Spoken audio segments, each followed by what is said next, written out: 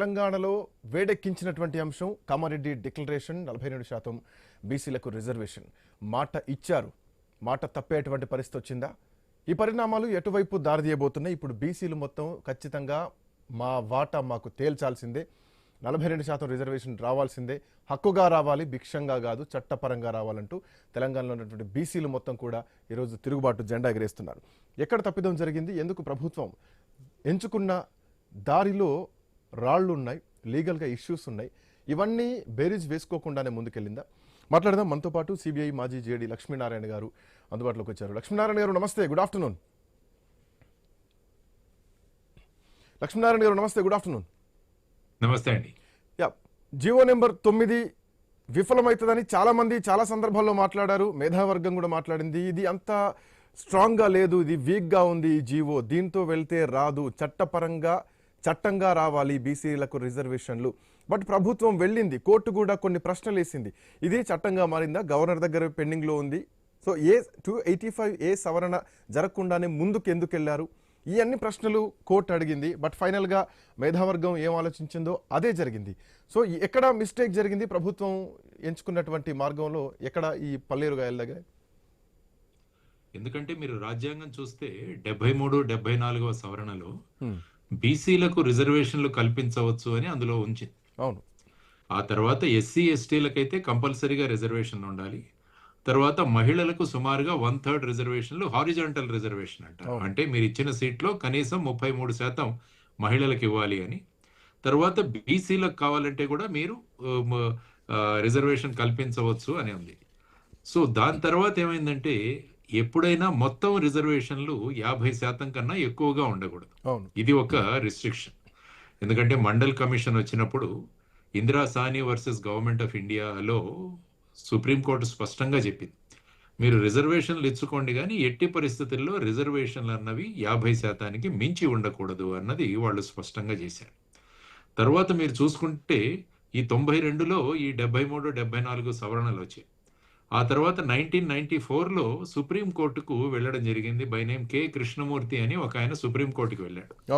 ఆయన అనడం ఏంటంటే బీసీ రిజర్వేషన్లు అన్నవి రాజ్యాంగ విరుద్ధము అని చెప్పి వాళ్ళు అక్కడ రిట్ పిటిషన్ వేస్తే పబ్లిక్ ఇంట్రెస్ట్ లిటిగేషన్, దాని రిజల్ట్ వచ్చి 2010వ సంవత్సరంలో వచ్చింది.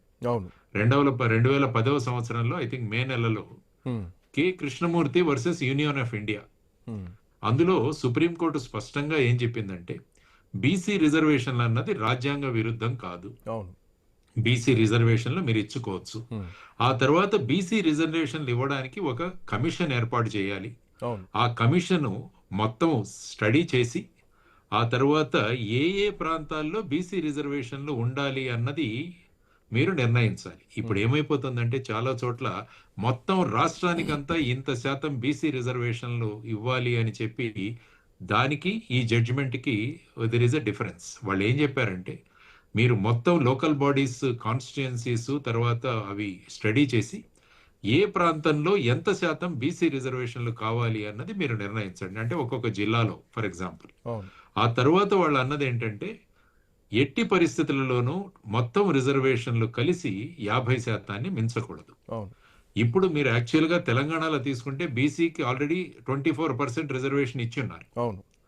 ఆ తర్వాత ఎస్సీలకు 15, కాబట్టి మొత్తం 39. ఆ తర్వాత ఎస్టీకి ఐ థింక్ 10.5 అనుకుంటాను. ఈ మూడింటిని కలిపితే 49.5 అవుతుంది. అదే ఇప్పుడు గనక 42% మీరు గనక కన్సిడరేషన్లో తీసుకుంటే టోటల్ రిజర్వేషన్లు 64% అవుతాయి.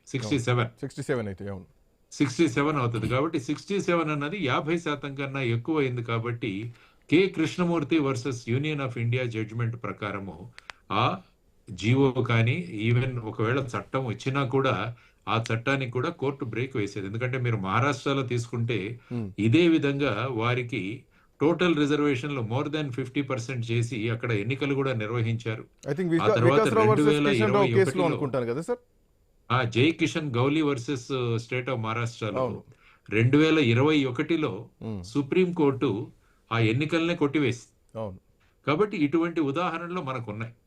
అందువల్ల 50% కన్నా ఎక్కువ రిజర్వేషన్లు ఇవ్వలేము అన్న ప్రాతిపదిక ఏదైతే ఉందో ఆ ప్రాతిపదిక ఫైనల్ గా సెంట్రల్ గవర్నమెంట్ సుప్రీం కోర్టులో ఉన్న ఈ రిస్ట్రిక్షన్ తీసివేసిన తర్వాతనే 50% కన్నా ఎక్కువ బట్ సార్ వెళ్ళలేదు. ఇందులో ఇంకొక పాయింట్, ఇందాక మీరు అన్నారు ఆ, డెడికేషన్ కమిషన్ ఉండాలి అని చెప్పేసి. రాష్ట్ర అవును. ప్రభుత్వం తరపున అడ్వకేట్ జనరల్ కూడా ఎస్ భూసాని వెంకటేశ్వర్లు కమిషన్ ఉంది, డెడికేషన్ కమిషన్ సిఫార్సుల మేరకే మేము ముందుకెళ్తున్నాం, రిజర్వేషన్లు కేటాయించాం అని చెప్పేసి. అండ్ ఇందాక మీరు మహారాష్ట్ర ఉదాహరణ కూడా తీసుకొచ్చారు.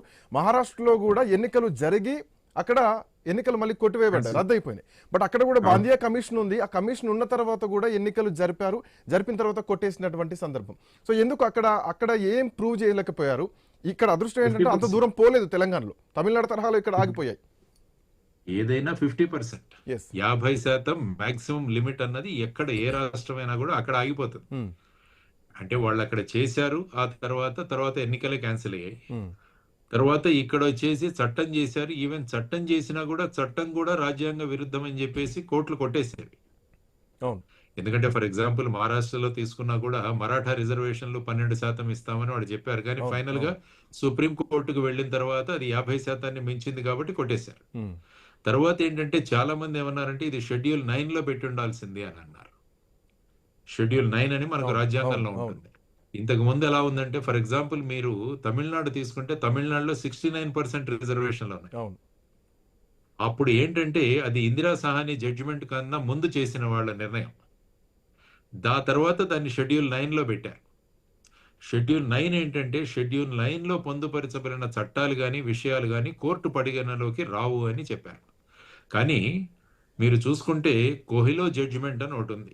కోహిలో జడ్జిమెంట్ లో సుప్రీంకోర్టు స్పష్టంగా ఏం చెప్పిందంటే ఒక విషయం కానీ ఒక చట్టం కానీ మీరు షెడ్యూల్ 9 లో వేసినా కూడా అది రాజ్యాంగ విరుద్ధం అయితే దాని మీద కోర్టులకు నిర్ణయం తీసుకునే హక్కు ఉంది అని చెప్పేసి హైకోర్టుకి సుప్రీంకోర్టు అని కోహిలో జడ్జిమెంట్ లో ఐ థింక్ 2005 అనుకుంటాను స్పష్టంగా సుప్రీంకోర్టు చెప్పింది. కాబట్టి ఈ రోజు మీరు షెడ్యూల్ 9 లో వేసినా ఏది ఏమైనా లక్ష్మణ రేఖ ఏంటంటే 50%. బట్ దీంట్లో ఇంకొక కాబట్టి పాయింట్, అభిషేక్ మను సింఘవి వాదనలు, దేశంలో 50% క్యాప్ అనేది దాటిపోయింది, 60% రిజర్వేషన్లు నడుస్తున్నాయి. దానికి ఎగ్జాంపుల్ గా ఈడబ్ల్యూఎస్ రిజర్వేషన్ కూడా తీసుకొస్తున్నారు. సో మనకు తెలిసి భారతదేశం సామాజికంగా వెనకబడ్డది, సామాజికంగా ఉన్నటువంటి రిజర్వేషన్లే, ఆర్థిక వెనకబాటుకు సంబంధించి రిజర్వేషన్ లేవు. బట్ మను సింఘవి వాదనలు ఆల్రెడీ 60% రిజర్వేషన్లు ఉన్నాక సుప్రీంకోర్టు క్యాప్ అనేది ఎత్తేసినట్టే. సో ఇప్పుడు ఈ రిజర్వేషన్ తెలంగాణలో 42 ఇవ్వడానికి ఏమిటి అడ్డంకి అన్నది ఆయన వాదించినటువంటి వాదన. అంటే ఇప్పుడు ఎలా ఉంటుందంటే ఈడబ్ల్యూఎస్ లో ఒక చోట 100 వేకెన్సీలు ఉన్నాయనుకుందాం. కానీ ఈడబ్ల్యూఎస్ వచ్చిన తర్వాత ఏం చేశారంటే ఆ వేకెన్సీలను 110 చేశారు. 110 చేసి అక్కడ ఈ 10% చేయడం వల్ల మళ్ళా ఏమైందంటే అది 50లోకే ఉంది. అంటే వేకెన్సీలు పెంచారు అక్కడ. ఉన్న వేకెన్సీల్లో ఒక 10% రిజర్వేషన్ కాదు, అందులో వేకెన్సీలు పెంచి ఈ 10% వల్ల 50% కన్నా ఎక్కువ కాకుండా వేకెన్సీలను పెంచి వాళ్ళు దాన్ని కాంపెన్సేట్ చేశారనమాట. అది మనం తెలుసుకోవాల్సిన విషయం. బట్ సార్ తమిళనాడు సక్సెస్ అయింది, మిగతా రాష్ట్రాలు ఎందుకు సక్సెస్ కాలేకపోతున్నాయి అన్నది ప్రశ్న. ఇందాక మీరు ఇంద్రసాని కేసు కూడా మాట్లాడారు. ఇంద్రసాని కేసు విషయానికి వస్తే లోకల్ బాడీస్కి ఎంతవరకు అది వర్తిస్తుంది? ఎందుకంటే అది విద్యా ఉద్యోగాలకు సంబంధించి ఇంద్రసాని కేసులో జరిగినటువంటి వాదనలు, అప్పుడు జరిగినటువంటి చర్చ. But not for the local bodies కదా, అది ఇక్కడ ఎట్లా వర్తిస్తుంది అనుకోవచ్చు? ఇంద్రసాని కేసు మీరు చూసుకుంటే అందులో బేసిక్ గా ఆర్టికల్ 15(4), 16(4) గురించి అందులో మాట్లాడడం జరిగింది. 15(4) ఏంటంటే socially and educationally backward cost communities ఏవైతే ఉన్నాయో వాటికి విద్యలో రిజర్వేషన్ కల్పించవచ్చు అన్నది 15(4). ఆ తర్వాత 16(4) ఏంటంటే ఉద్యోగాల్లో ఇఫ్ అడిక్యుయేట్లీ నాట్ రిప్రజెంటెడ్ అన్నప్పుడు మీకు ఉద్యోగాల్లో కూడా రిజర్వేషన్ కల్పించవచ్చు అని ఇందిరా సహానిలో చెప్పడం జరిగింది. కానీ K Krishnamurthy versus union of India కేసులో 2010లో వచ్చిన దాంట్లో సుప్రీంకోర్టు ఏం చెప్పిందంటే ఎస్ 15(4), 16(4) తర్వాత లోకల్ బాడీస్ లో మీరు రిజర్వేషన్లు కల్పించడం అన్నది డిఫరెంట్ ఫుటింగ్ లో జరగాలి. అందుకనే ఈ రిజర్వేషన్లు నిర్ణయించడానికి ఒక కమిషన్ ఏర్పాటు చేయాలి. ఆ కమిషన్ మొత్తం సర్వే నిర్వహించాలి. ఆ తర్వాత ఏ ప్రాంతాల్లో ఎంత రిజర్వేషన్ ఉండాలి అన్నది కూడా వాళ్ళు నిర్ణయించాలి. అంటే బ్లాంకెట్ రిజర్వేషన్ కాదు. ఆ తర్వాత చెప్పింది ఏంటంటే ఇవన్నీ చేసిన తర్వాత కూడా మొత్తం రిజర్వేషన్లు 50% మించకూడదు అని చెప్పారు. సో అది కాబట్టి ఏది ఏమైనా మీరు ఏం చేసినా కూడా 50%కు బయట వెళ్తే కోర్టులో అడ్డుకుంటాయి మిమ్మల్ని. అంటే 2010 సుప్రీంకోర్టు తీర్పు ప్రకారం ఇందాక మనం మాట్లాడుకున్నట్టు కృష్ణమూర్తి జడ్జిమెంట్ కానీ ఆ తర్వాత 2021లో జరిగినటువంటి వికాస్ రావు కేసులో కూడా 50% జై దాటొద్దు కిషన్ అన్నది రావులి. ప్రధానంగా ఉన్నటువంటి అంశం. బట్ ఇక్కడ పాయింట్ ఏంటంటే ట్రిపుల్ టెస్ట్ ని అనుసరించే ముందుకెళ్ళాలి, తెలంగాణ రాష్ట్ర ప్రభుత్వం ట్రిపుల్ టెస్ట్ ని అనుసరించిందా అని చెప్పేసి హైకోర్టు ఒక క్వశ్చన్ అడిగింది. ఎస్ మేము అనుసరించామని చెప్పేసి జరిగింది. దాన్ని అనుసరించి జీవో నెంబర్ 9 ని మేము ఆఫ్ కోర్స్ జీవో నెంబర్ 9 ద్వారా మేము ఎన్నికలకు వెళ్ళాం అని చెప్పేసి చెప్తున్నారు. జీవో నెంబర్ 9 ఎందుకు ఫెయిల్ అయింది? మోరోవర్ ఏంటంటే ఇది రెండు రకాలు రెండు బిల్లులు ఉన్నాయి. ఒకటి స్థానిక సంస్థల ఎన్నికలు, రెండు విద్యా ఉద్యోగాలకు సంబంధించి. బట్ స్థానిక సంస్థల ఎన్నికకు సంబంధించినటువంటి అంశంలో మాత్రమే జీవో నెంబర్ 9 గురించి జరిగినటువంటి ప్రస్తావన. సో కోర్టును ఏమైనా తప్పుదారి పట్టించే విధంగా ఈ చర్చలు ఏమైనా జరిగాయా? కోర్టు ఈ లైన్ ఎట్లా చూసింది? దీనికి సంబంధించి కొంత ఏమైనా క్లారిటీ ఇస్తారా? డెఫినెట్గా K Krishnamurthy versus union of ఇండియాలో ట్రిపుల్ టెస్ట్ నేను ఏదైతే చెప్పానో అది నిర్ణయించడం జరిగింది. అవును. అంటే కమిషన్ ఏర్పాటు చేయడము నెంబర్ 1, నెంబర్ 2 వాళ్ళు మొత్తం సర్వే చేసి ఎక్కడ ఎంత రిజర్వేషన్ ఉండాలో నిర్ణయించడం, మూడవది ఏది నిర్ణయించినా కూడా 50% కన్నా ఎక్కువగా ఉండకపోవడం. ఇదే ట్రిపుల్ టెస్ట్ అంటాం మనం. సో ఈ ట్రిపుల్ టెస్ట్ లో government of Telangana single member committee ఏర్పాటు చేసింది. వాళ్ళు సర్వే చేసి రిపోర్ట్ ఇచ్చారు.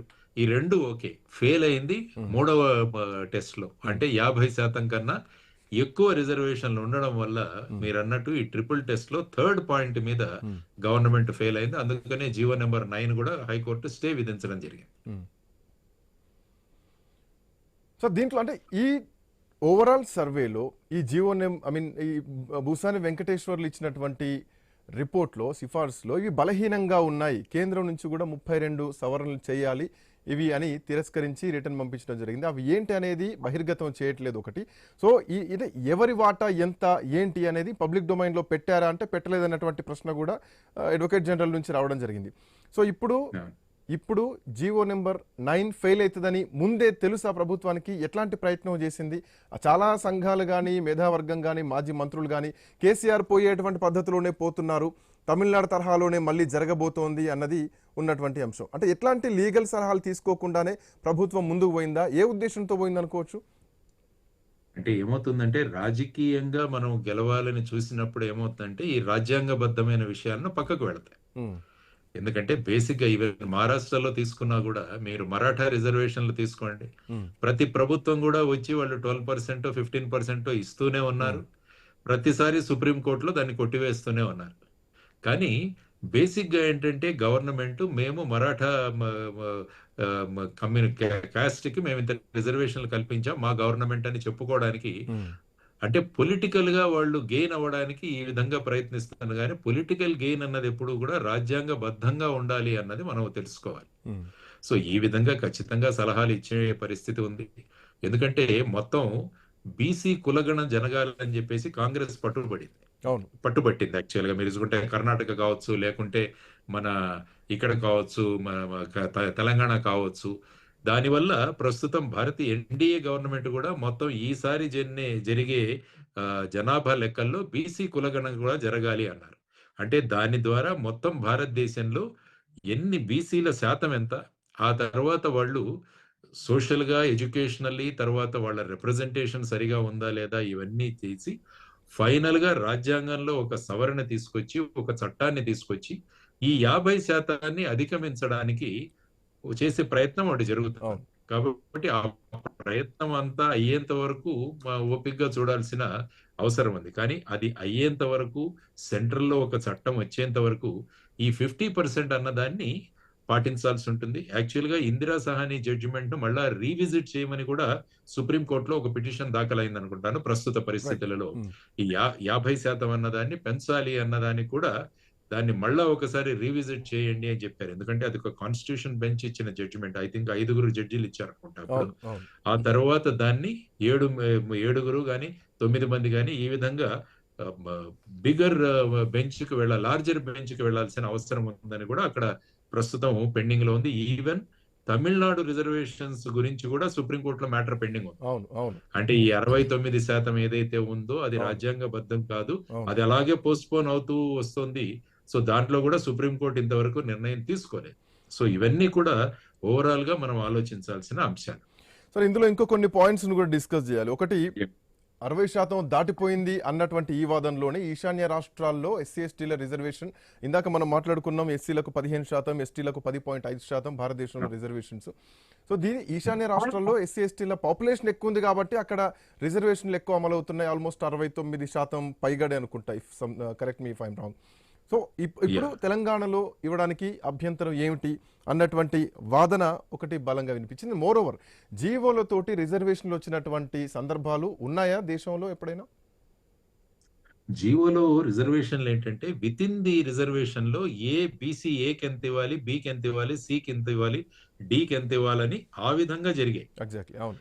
అని ఓవరాల్ గా మీరు 50% కన్నా ఎక్కువ ఇవ్వడానికి లేదు అన్నది స్పష్టంగా ఉంది. అవును. మీరు కావాలంటే వీటిలలో మార్పులు తీసుకురండి. బీసీ ఏకి తగ్గించి బీసీ బికి పెంచి ఆ విధంగా చేయొచ్చు, కానీ అక్కడ మీకు ప్లే చేసే దగ్గర ఫ్లెక్సిబిలిటీ ఉంది. కానీ ఓవరాల్ మీరు 50% కన్నా ఎక్కువ ఇవ్వడానికి మీకు అధికారం లేదన్నది స్పష్టంగా తెలుస్తుంది. అటు ఎడ్యుకేషన్ లో కావచ్చు, హెల్త్ లో కావచ్చు, లేకుంటే ఎడ్యుకేషన్ లో కావచ్చు, ఉద్యోగాల్లో కావచ్చు, ఆ తర్వాత స్థానిక సంస్థల ఎన్నికల్లో కావచ్చు.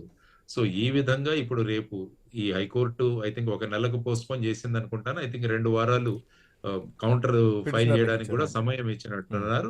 ఆ తర్వాత అప్పటి వరకు ఈ జీవో నెంబర్ 9 స్టే కూడా చేయడం జరిగింది. సార్ సో ఇంకొక ప్రశ్న ఎదురైంది నాకు. నేను డిబేట్ చేస్తున్నటువంటి టైంలో ఆర్ కృష్ణయ్య గారు ఒకసారి ఫోన్ లైన్లోకి వచ్చారు. ట్రిపుల్ టెస్ట్ అనుసరించారని కోర్టు అడుగుతుంది. కృష్ణయ్య గారు, ఇది అనుసరించారా అంటే ట్రిపుల్ టెస్ట్ ఏమన్నా ఎంసెట్ ఎగ్జామా, అదేమన్నా ఐసెట్ ఎగ్జామా, దాన్ని పాటించాల్సిన అవసరం ఏం లేదని చెప్పేసి ఇట్లా నాకు సమాధానం ఇచ్చారు. సో ఇస్ దట్ మ్యాండేటరీయా? ఆ సమాధానం ఏం చెప్పొచ్చు మీలాంటి వాళ్ళ దగ్గర నుంచి? సుప్రీం కోర్టు ఇచ్చిన జడ్జిమెంట్ భారతదేశం అంతా కూడా అది వ్యాలిడ్ అవుతుంది. That is very clear. I think article 141 అనుకుంటా. సుప్రీం కోర్టు ఇచ్చిన జడ్జిమెంట్ అది మొత్తం దేశానికంతా వ్యాలిడ్ అన్నది స్పష్టంగా. ఈవెన్ హైకోర్టులు ఇచ్చినవి కూడా ఇంకొక హైకోర్టు ఇవ్వకుంటే అది కూడా వ్యాలిడ్ అని చెప్పి కొన్ని జడ్జిమెంట్స్ ఉన్నాయి. సో ఆ విధంగా supreme court triple test follow అవ్వాలి, 50% కన్నా ఎక్కువ ఉండకూడదు అని ఇచ్చినప్పుడు that is valid through out the country అన్నది మనం చేసుకోవాలి. ఎక్సెప్షనల్ సర్కమ్స్టాన్సెస్ ఉన్నాయి. సో ఫైనల్ గా ఇప్పుడు తెలంగాణ రాష్ట్ర ప్రభుత్వం ముందున్నటువంటి ఆప్షన్ ఏంటి? స్థానిక సంస్థల ఎన్నికలకు వెళ్లే అవకాశం ఉంది. ఎన్నికలకు అడ్డు చెప్పలేదు, కేవలం జీవో నెంబర్ 9కి మాత్రమే ఇక్కడ అడ్డంకి. ఎన్నికలకు వెళ్తే 2018 చట్ట సవరణ ప్రకారం కేసీఆర్ పద్ధతిలోనే వెళ్ళాలి ఒకటి, లేదంటే ప్రభుత్వం మాటిచ్చింది ఎన్నికల ముందు కాబట్టి కామారెడ్డి డిక్లరేషన్ ప్రకారం మళ్ళీ 42%కి వెళ్ళాలి. బట్ ఈరోజు నేను కొంతమంది అధికారికంగా ఎమ్మెల్సీ వాళ్ళు మాట్లాడినటువంటి అంశం ఏంటంటే ఐ న్యూస్తో ఖచ్చితంగా ఎన్నికలు అవసరమైతే ఎన్నికలైనా ఆపుకుంటాం తప్ప 42కు మించి తగ్గేది లేదు, 42%తోనే వెళ్తామని చెప్పేసి. అసలైనటువంటి అడుగు ఇప్పుడే పడితే ఇది ఇంకెంతకాలం పట్టొచ్చు? పార్లమెంటరీ స్థాయిలో సుప్రీంకోర్టు పరిధిలోనే చేయాల్సినటువంటి ఫైట్ ఇప్పుడే మొదలైతే ఎంతకాలం పట్టొచ్చు? ప్రభుత్వానికి ఏమేమి అవసరం ఇప్పుడు ఆయుధాలు? ఎందుకంటే ప్రభుత్వం ఇందులో నోటిఫికేషన్ ఇచ్చేది ఎలక్షన్ కమిషన్. అవును. అంటే ప్రభుత్వం జీవో ఇష్యూ చేసిన తర్వాత కానీ, చట్టం చేసిన తర్వాత కానీ ఆ చట్టాన్ని చూసి ఇష్యూ చేయాల్సింది ఎలక్షన్ కమిషన్. ఇప్పుడు ఈ జీవో మీద హైకోర్టు స్టే విధించడం వల్ల ఎలక్షన్ కమిషన్ కూడా ఇంతకు ముందున్నట్టే 24% తోనే ఎన్నికలు నిర్వహించాల్సి వస్తుంది. సో ఆ విధంగా మీరు ఎలక్షన్స్ కు ముందుకు వెళ్ళాలంటే 24% అంటే టోటల్ 49.5 తో వెళ్ళాలి. సపోజ్ అది కాదు అంటే ఎలక్షన్లు పోస్ట్పోన్ చేయాలి. యాక్చువల్ గా మీరు చూసుకుంటే స్థానిక సంస్థల ఎన్నికలు కూడా యాజ్ పర్ కాన్స్టిట్యూషన్ ప్రతి 5 సంవత్సరాలు జరగాలి. కానీ అనేక రాష్ట్రాల్లో 5 సంవత్సరాలు జరగదు. అప్పుడు ఏం చేస్తారంటే స్పెషల్ ఆఫీసర్లను అపాయింట్ చేసి దీన్ని నడుపుతూనే ఉంటారు. యాక్చువల్ గా తెలంగాణ ప్రభుత్వానికి 42% రిజర్వేషన్లు అమలు చేయాలంటే అది అంత సులభం కాదు. ఇది దేశానికి మొత్తానికి సంబంధించిన విషయం. ఎందుకంటే ఇందిరా సహాని జడ్జిమెంట్ తర్వాత కె కృష్ణమూర్తి జడ్జిమెంట్ ఈ రెండు కూడా మధ్యలో వస్తున్నాయి ప్రభుత్వానికి అడ్డంకులుగా. అవి తొలిగేంత వరకు ఈ 42% అన్నది ఇంప్లిమెంట్ చేయడం కుదరదు అన్నది నా అభిప్రాయం. సార్, పదే తెలంగాణ రాష్ట్రంలో మంత్రులు కానీ ముఖ్యమంత్రులు కానీ తమిళనాడు తరహాలో మేము కూడా అమలు చేస్తాం, తమిళనాడు తరహాలో మేము కూడా రిజర్వేషన్లు తీసుకొస్తాం. తమిళనాడు రిజర్వేషన్లు ఆషామాషిగా రాలేదు. ఒక 30 ఏండ్ల కొట్లాట తర్వాత మంత్రుల్ని ఘెరావ్ చేస్తే జయలలిత ఢిల్లీలో కూర్చొని రిజర్వేషన్లు పట్టుకొని వచ్చినటువంటిది చరిత్ర. అంత ఈజీగా తెలంగాణలో వస్తుందా? మోరోవర్ వచ్చిన తమిళనాడు రిజర్వేషన్లు స్థానిక సంస్థలకు కాదు, రాజకీయ పరంగా కాదు, అది విద్యా ఉద్యోగాల విషయంలో. ఇది తెలంగాణలో చాలా మంది దీన్ని ప్రస్తావించట్లేదు. కేవలం రాజకీయ పరంగానే దీన్ని తీసుకెళ్తున్నారు, తమిళనాడు తరహాలో ఖచ్చితంగా తీసుకొస్తామని చెప్పేసి. సో ఇంతవరకు సాధ్యం ఇది? అందుకు స్పష్టంగా చెప్పాను, తమిళనాడులో వాళ్ళు షెడ్యూల్ 9 లో ఇంక్లూడ్ చేయడం వల్ల వాళ్ళు చేయగలిగారు. ఆ తర్వాత నేను చెప్పిన కోహిలో జడ్జిమెంట్ ఏదైతే వచ్చిందో అది 2005లో వచ్చింది. కాబట్టి ఈవెన్ ఇప్పుడు తెలంగాణ ప్రభుత్వం దీన్ని షెడ్యూల్ 9 లో వేయాలని, అంటే యాక్చువల్ గా ఈ చట్టమే ఇంకా గవర్నర్ గారు సంతకం పెట్టలేదు కాబట్టి చట్టం పాస్ అవ్వలేదు, ఇది ఓన్లీ జీవో మీద నడుస్తుంది. సో ఇప్పుడు రేపు మీరు షెడ్యూల్ 9 లో వేసినా కూడా వెంటనే కోహిలో జడ్జిమెంట్ అడ్డం వస్తుంది. కోహిలో జడ్జిమెంట్ అడ్డం వచ్చినప్పుడు వాళ్ళు అంటారు డెఫినెట్ గా మీరు షెడ్యూల్ 9 లో వేసినా కూడా దాన్ని రివ్యూ చేసే అధికారం కాన్స్టిట్యూషనల్ కోర్ట్స్ ఉంది, రాజ్యాంగబద్ధమైన కోర్టులు అంటే హైకోర్టు సుప్రీం కోర్టులకు ఉంది. కాబట్టి మీరు షెడ్యూల్ 9 లో వేసినా కూడా అది 50% కన్నా ఎక్కువ అయింది కాబట్టి దాన్ని అమలు చేయలేమని కోర్టులు స్పష్టంగా చెప్పబోతున్నాయి. సో ఇప్పుడు ఓన్లీ అవైలబిలిటీ ఎలక్షన్లు ఖచ్చితంగా కండక్ట్ చేయాలంటే 50 లెస్ దాన్ 50తోనే కండక్ట్ చేయాలి. లేకుంటే వీటిని ఇక 42 వచ్చేంత వరకు ఇక నిరవధికంగా వీటిని పోస్ట్పోన్ చేయాలంటే మరి ఈ ప్రభుత్వం యొక్క టెన్యూర్ కూడా మొగొచ్చు. అంత త్వరగా ఏమీ అయ్యే విషయం కాదు. ఎందుకంటే మళ్ళా అక్కడ ట్రిపుల్ టెస్ట్ వస్తుంది మీకు.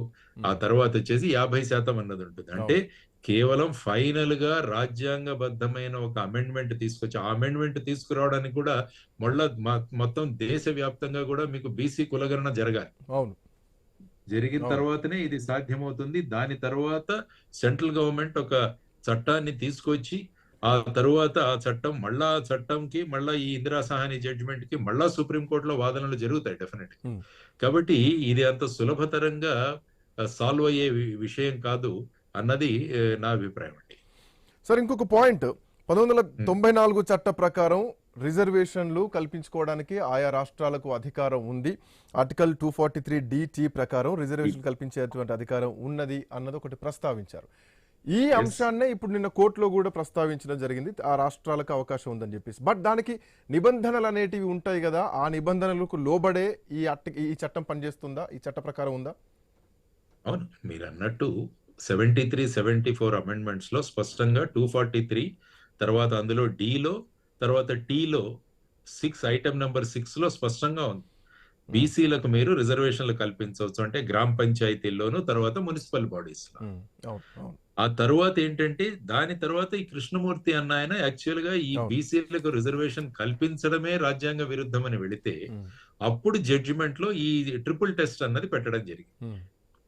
పెట్టి అప్పుడు ఈ 3 నియమావళి చేసి ఆ లోపల మీకు 92లో మళ్ళా ఈ ఇందిరా సహాని జడ్జిమెంట్ రావడం వల్ల వీటన్నింటినీ కూడా కలిపి అందులో ట్రిపుల్ టెస్ట్ లో థర్డ్ టెస్ట్ వచ్చేసి ఇట్ షుడ్ నాట్ ఎక్సీడ్ 50% అన్నది స్పష్టంగా చెప్పడం జరిగింది. సో దీన్ని మళ్ళా రివైజ్ అయ్యి కృష్ణమూర్తి జడ్జిమెంట్ మళ్ళా లార్జర్ బెంచ్ చేసి ఈ 50% ఫాలో అవ్వాల్సిన అవసరం లేదు అన్నది కనుక సుప్రీంకోర్టు ఇస్తే అది ఇవ్వడానికి చాలా ఆస్కారం చాలా తక్కువ, అసలు ఉండదు. ఎందుకంటే already it is decided by constitution bench కాబట్టి.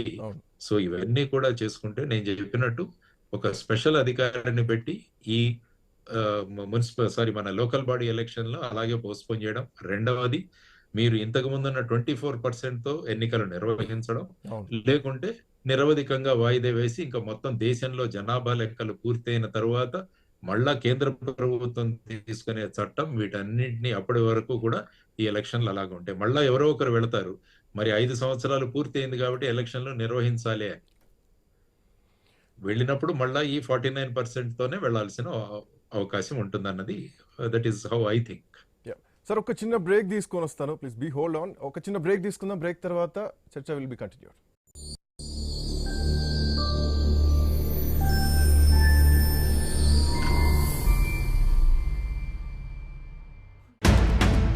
బీహార్లో తొలి విడత ఎన్నికల్లో సత్తా చాటేదెవరు? క్యాబినెట్ మినిస్టర్స్ కు సిద్ధు డిన్నర్, ఉద్వాసన తప్పదా? గోల్డ్ రీఫ్ ను విదేశాలకు ఎగుమతి చేశారా? నకిలీ యాప్లతో సైబర్ నేరగాళ్ల ఆగడాలు. సమకాలీన వార్తలపై సమగ్ర విశ్లేషణ. ఐ ఫోకస్ ఈ రోజు రాత్రి 9:30 ఈ ఐ న్యూస్ లో.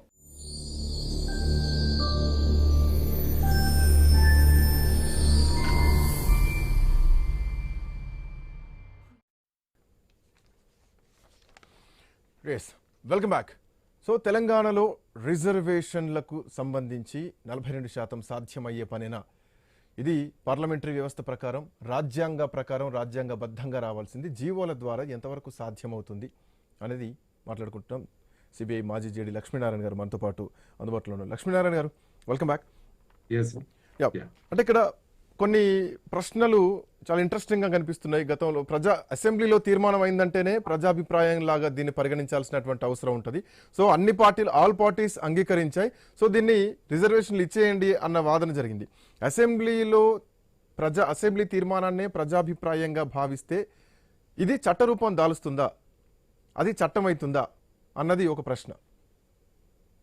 ఇప్పుడు ఫర్ ఎగ్జాంపుల్ మీరు కేంద్ర ప్రభుత్వం కొలీజియం సిస్టమ్ ని తీసేసి national judicial appointments commission committee ఒకటి ఏర్పాటు చేయాలని చెప్పి రాజ్యాంగబద్ధంగా ఐ థింక్ 103 అమెండ్మెంట్ అనుకుంటా దాన్ని తీసుకొచ్చారు. తీసుకొని వచ్చి ఆ అమెండ్మెంట్ కు సంబంధించిన చట్టం కూడా పాస్ అయింది. అంటే సుప్రీంకోర్టు కొలీజియం సిస్టమ్ ని తీసేసి ఇది చేయమని చట్టం అయితే చేశారు అక్కడ. కానీ ఫైనల్ గా సుప్రీంకోర్టుకు వెళ్ళిన తర్వాత ఆ చట్టాన్ని కొట్టేయడం జరిగింది.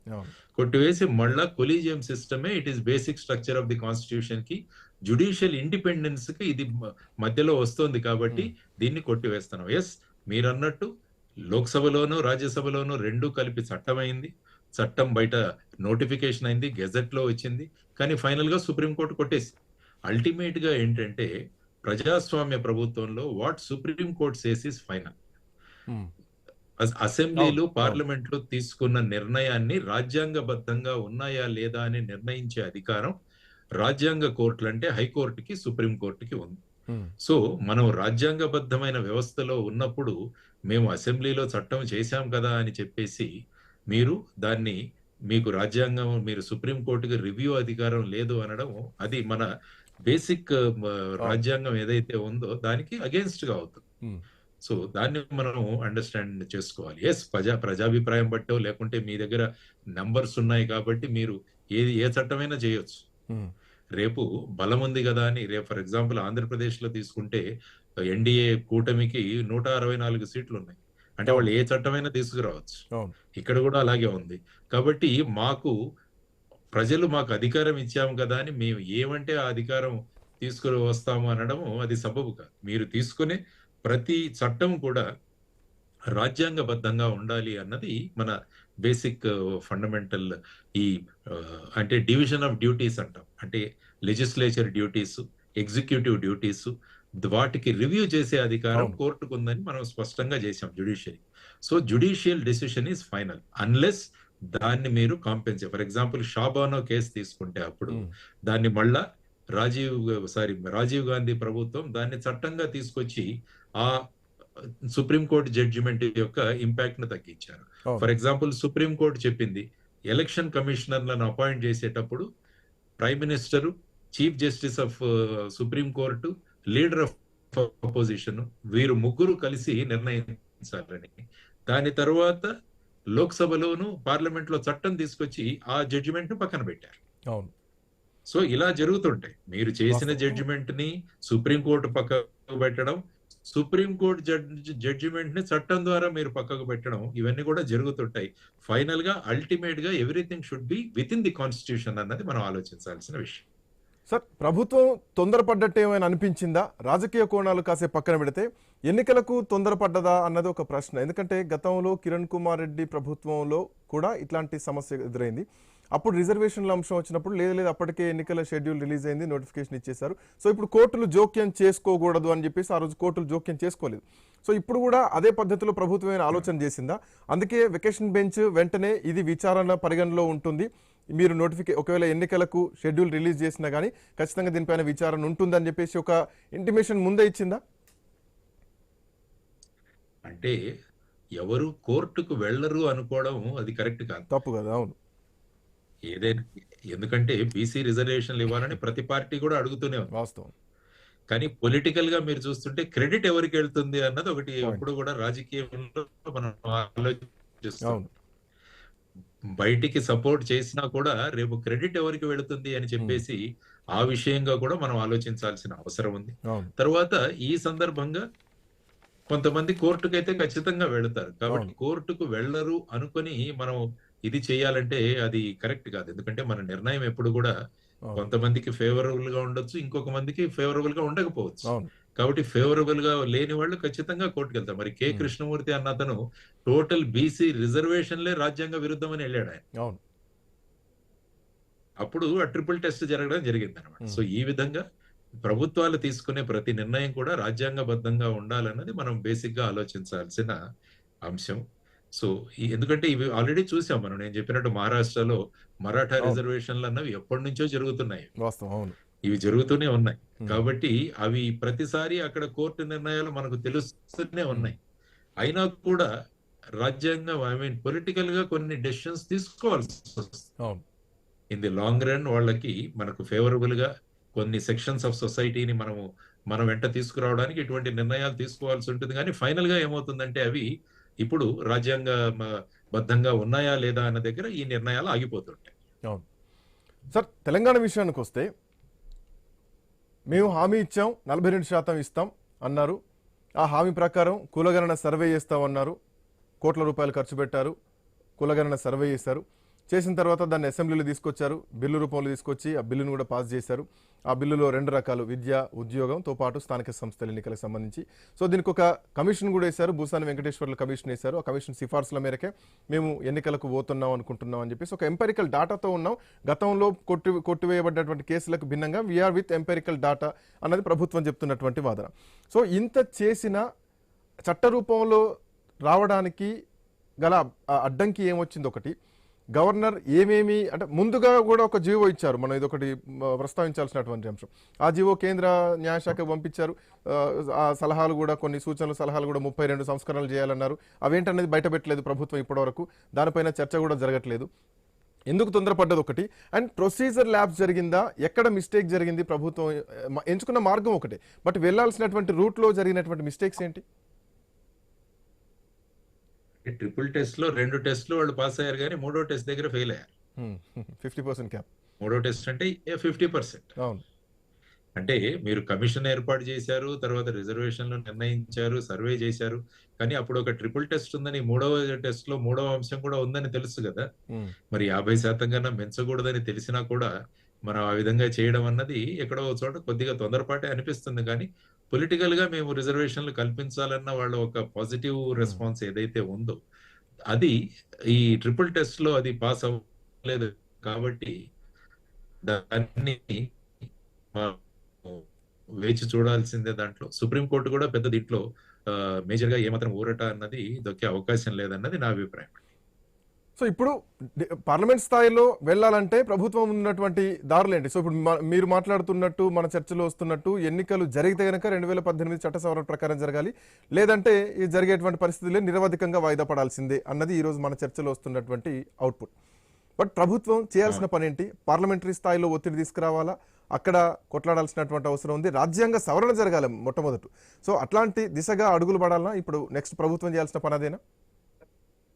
రాజ్యాంగ సవరణ కూడా ఉన్న పళంగా చేయలేం. ఎందుకంటే దానికి మొత్తం బీసీ కులగణన జరగాలి మొత్తం దేశంలో.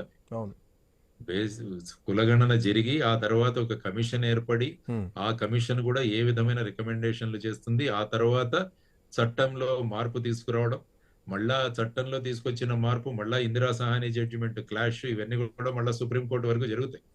ఇవన్నీ కూడా అంత ఓవర్ నైట్ నిర్ణయం తీసుకునే అవకాశం చాలా తక్కువగా ఉంది దీంట్లో. కాబట్టి so best way for government is, మీరు స్థానిక సంస్థల ఇవి ఏర్పాటు చేయాలంటే మీకున్న ఇంతకు ముందు ఉన్న 24% బీసీలకు ఇచ్చి దాంతో నిర్వహించడం ఒకటి. కానీ ఆ కోటాతో నిర్ణయిస్తే ఇప్పుడు బీసీలందరూ కూడా వ్యతిరేకం అవుతారు. కాబట్టి అనవసరంగా ఇప్పుడు ఎలక్షన్లు పెట్టి పార్టీకి వ్యతిరేకంగా ఎందుకు ఒపీనియన్ తెచ్చుకోవాలన్నది కూడా పొలిటికల్ గా ఆలోచిస్తే మీకు ఒక ఇది తడుతుంది. కాబట్టి best thing is to postpone the election. మేమైతే మేము నిర్ణయం తీసుకున్నాం, కానీ కోర్టులో కాలేదు అని చెప్పి ప్రజలకు ఆ విధంగా ప్రభుత్వం చెప్పుకునే ఆస్కారం కూడా వాళ్ళకు ఉంటుంది. అంటే దేశం మొత్తం కూడా, అంటే ఇక్కడ రాజకీయ పరంగా చూద్దాం సార్. ఇప్పటివరకు టెక్నికల్ అంశాలు మాట్లాడుకున్నాం. రాజకీయ పరంగా చూస్తే గనక కాంగ్రెస్ పార్టీ రాష్ట్రంలో అధికారంలో ఉంది. జీవో నెంబర్ 9తో ఫెయిల్ అయిపోయింది. ఇక 42% రిజర్వేషన్ అనేది ఇక అందరి ద్రాక్ష తెలంగాణలో అర్థమవుతుంది. సో దీనికి ఒక భారతదేశం మొత్తం కూడా కులగణన జరగాలి. ఇప్పటికే బీజేపీ చెప్తుంది జనగణనతో పాటు కులగణన చేస్తామని చెప్పేసి. సో ఈ లెక్కన ఈ 42% రిజర్వేషన్ రావాలంటే ఆ కులగణన తర్వాత మళ్ళీ ఈ ప్రాసెస్ అంతా జరగాల్సిందే కదా. మళ్ళీ దీనికి ఒక కమిషన్ వేయడం, ఆ కమిషన్ తర్వాత ట్రిపుల్ టెస్ట్ పాస్ కావడం, ఇప్పుడు జరిగినటువంటి ఈ ట్రైలర్ ఎపిసోడ్ మొత్తం అసలైన క్లైమాక్స్ అప్పుడు జరుగుతుంది అనుకోవచ్చా? మీకు కులగణన తర్వాత జనగణన జరిగిన తర్వాత కూడా um, K Krishnamurthy versus union of India అలాగే ఉంటది. ఉమ్, అందులో ఏమీ మార్పు రాదు. ఉమ్, 50% అన్న దానిలో మార్పు వచ్చేంత వరకు మీరు మొత్తం దేశమంతా జనాభా లెక్కలు చేసి కులగణన చేసి ఆ తరువాత కూడా మీరు ఇక్కడ లోకల్ గా కమిషన్ ఏర్పాటు చేసి వాళ్ళు రికమెండ్ చేసి ఫైనల్ గా 50% మించలేరు. అది ఇట్ ఈస్ ఆల్రెడీ రిటర్న్.